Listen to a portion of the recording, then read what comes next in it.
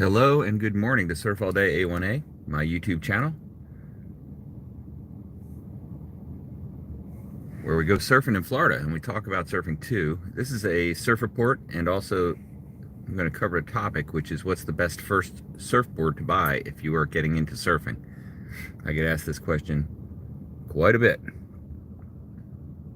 Okay, so the answer to the question is going to come after I look at this surf.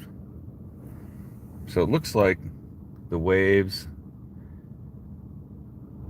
are still there, but so is the wind.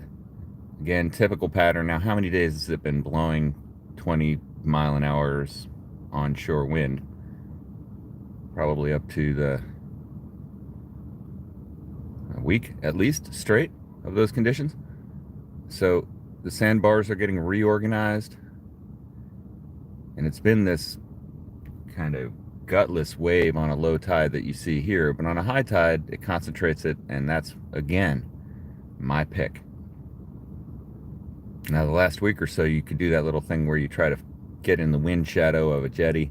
Not today. Straight east, which is kind of nice actually. I always find that makes the surf more manageable.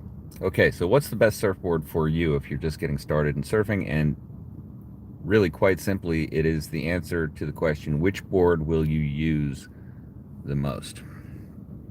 And there's a number of factors which will guide that.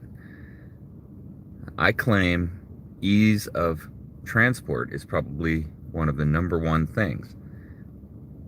So if you have a gigantic surfboard, like some people will get a longboard to start, a really long board of some type, and super wide and heavy, and so that's tough to get back and forth from wherever you are to the beach. Even if you're close to the beach, it starts to get old after a while. So I think you want something, first of all, light and small enough that you can transport it around, get it into whatever vehicle or transportation situation you have. You might not have a truck.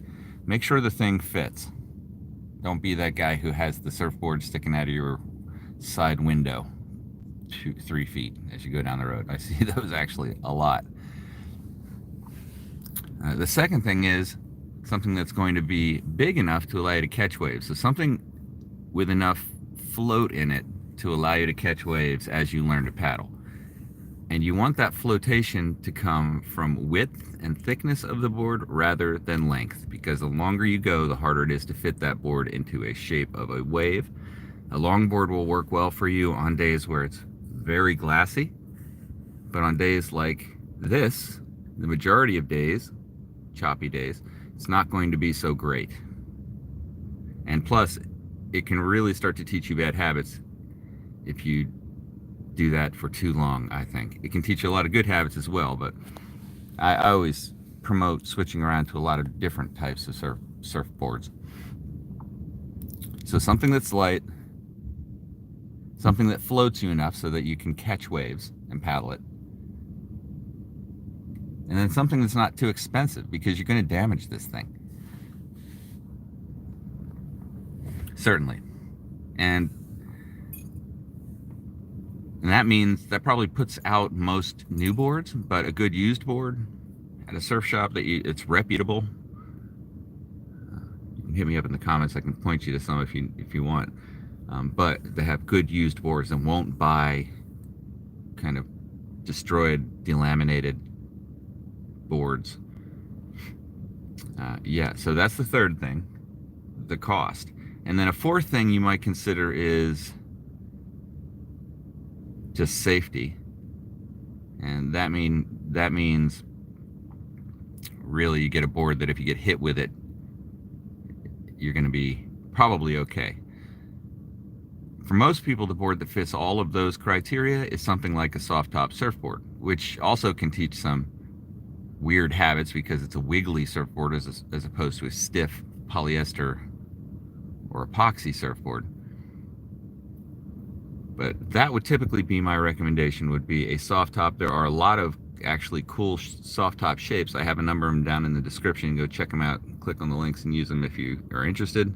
It supports the channel, but nonetheless, a soft top board which is not very, very long, and when you get one that's a little shorter, too. I mean, they go all the way down to the beater board size, but when you get one that's a little shorter,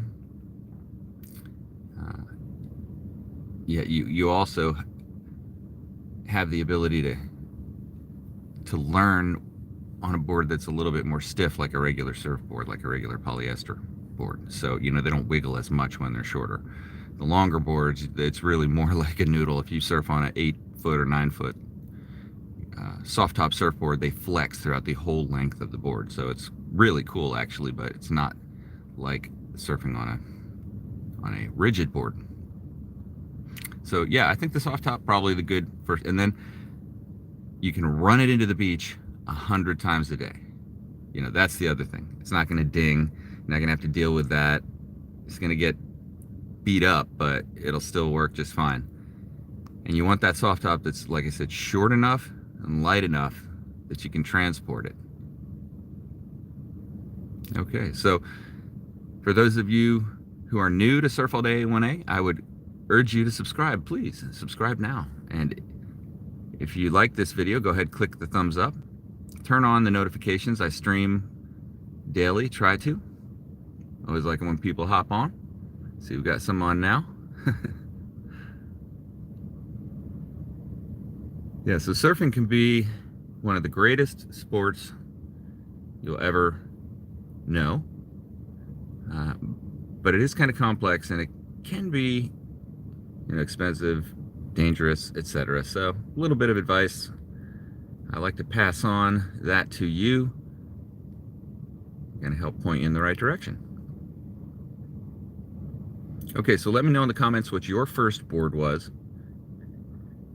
what you recommend for a first board, and I look forward to seeing what you have to say. Thanks for watching Surf All Day A1A. Have a great day. Keep it real. Why not go for a surf when that tide gets a little higher? You only live once, I think.